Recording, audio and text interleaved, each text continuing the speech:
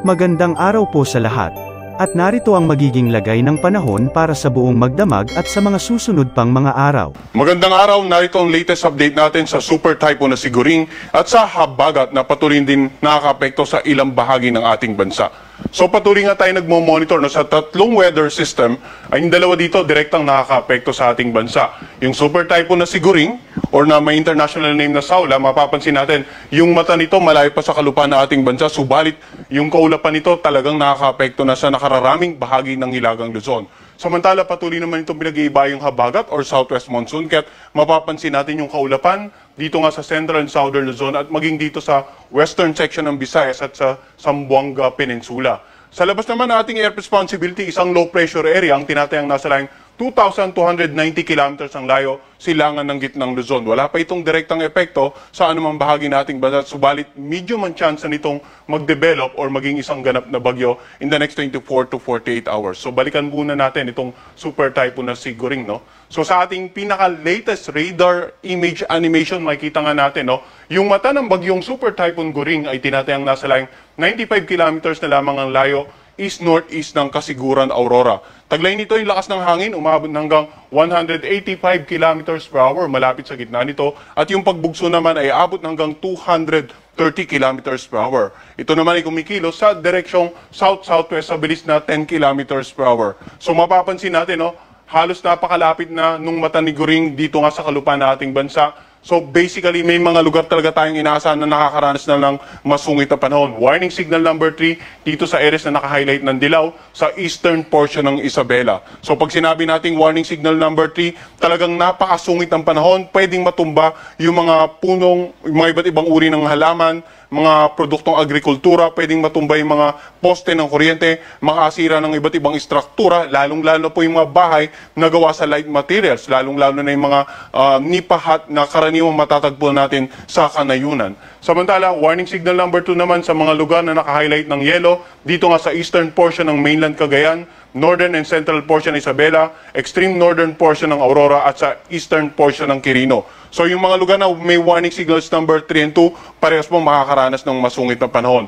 Maalon hanggang sa napakaalon ng mga karagatan. So hanggat mari, huwag na po malaot ang anumang uri ng sakyang pandagat sa mga lugar or sa mga bahaging karagatan ng mga lugar na may warning signal. Samantala sa naka-highlight na light blue, warning signal number 1 naman, Batanes, natitirang bahagi ng Cagayan kasama ang Babuyan Island, natitirang bahagi ng Aurora, natitirang bahagi ng Quirino at ng Isabela, lalawigan ng Apayao, Nueva Vizcaya, Ifugao, Mountain Province at Kalinga.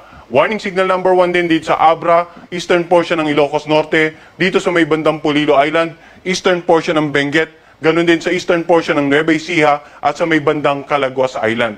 So yung mga lugar na may warning signal number 1 naman, makakaranas ng mga pag-ulan at paminsan-minsan pagbugso ng hangin. So basically lahat ng mga kababayan po nating nakatira sa mga lugar na may warning signal, maging alerto at patuloy ng makipag-ugnayan sa kanilang local government at saka local disaster risk reduction managers para sa mga disaster preparedness and mitigation measures. Anong inaasahan nating paulan na dala ng bagyong Siguring? So simula ngayong araw hanggang bukas ng hapon, more than 200 millimeters inaasahan natin dun sa dulong bahagi ng eastern portion ng Isabela.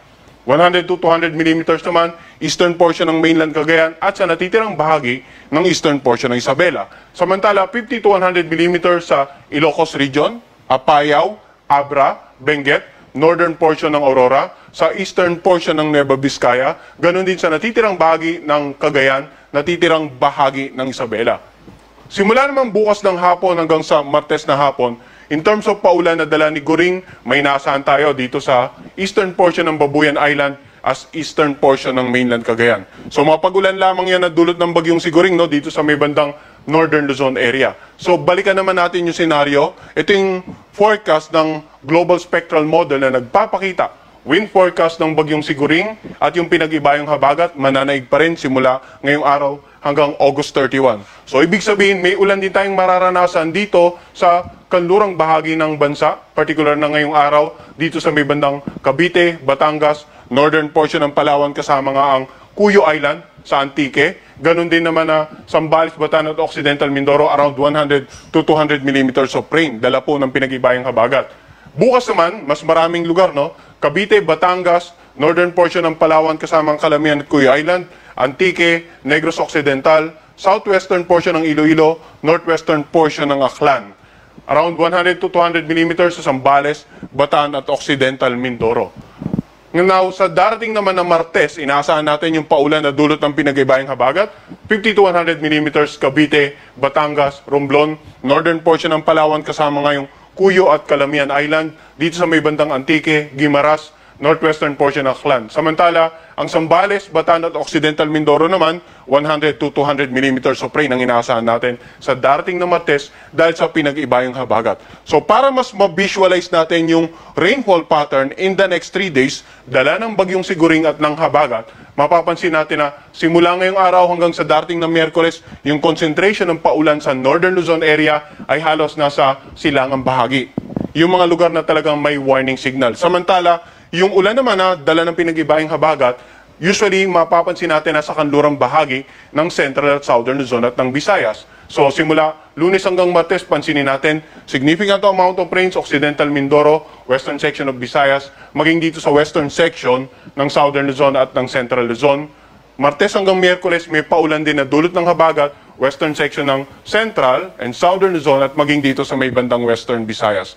So dahil sa pinagsamang mga ulan na pwedeng maranasan ng mga kababayan natin, ulan sa Northern Luzon because of Super Typhoon Goring at yung ulan sa western section ng Central and Southern Luzon at ng Visayas, dahil sa habagat, ang lahat po ay pinapayaw na posibleng mangyari yung mga flooding, no? Lalong-lalo na dito sa may bandang low-lying areas, sa mga areas na malapit sa mga ilog, baka umapaw po yung tubig sa ilog at magbaha yung mga komunidad sa gilid ng ilog. Pwede rin mangyari yung mga biglang pagguho ng lupa, lalong-lalo na pinakita natin kahapon, particularly sa Northern Luzon area, ilang araw na nag-uulan at kung napapansin nyo po sa inyong lugar na malapit sa mga paanan ng gilid ng bundok na ilang araw na po umuulan, no, malaki ang tsansa na magkaroon ng biglang pagguho ng lupa.